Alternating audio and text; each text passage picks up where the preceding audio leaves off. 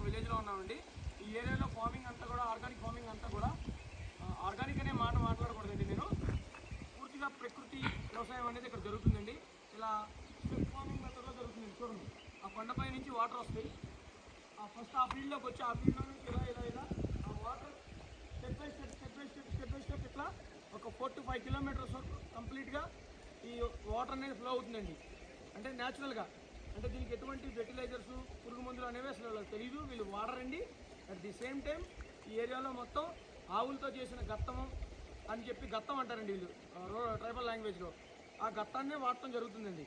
ఈ ఫీల్డ్లో ఇప్పుడు మనం ఇందులో ఈ చూస్తున్న ఫీల్డ్లో ఆల్మోస్ట్ ఇంకా మనకు 3 to 4 monthsలో ఇవి హార్వెస్ట్కి వస్తాయండి. ఇక్కడ నుంచి ప్రొడ్యూస్ అంతా కూడా మన సొసైటీ స్టోర్స్లో అందుబాటులో ఉంటుంది.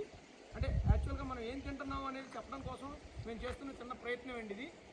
చూడండి ఎంత అద్భుతంగా వాటర్ అనేది స్టెప్ బై స్టెప్